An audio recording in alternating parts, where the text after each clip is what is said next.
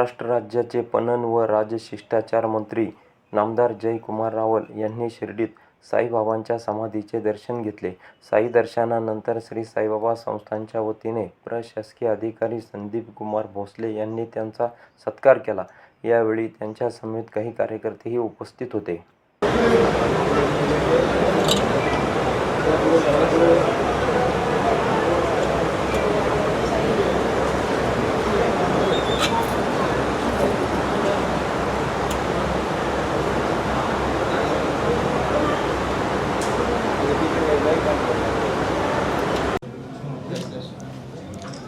एक मिनटं.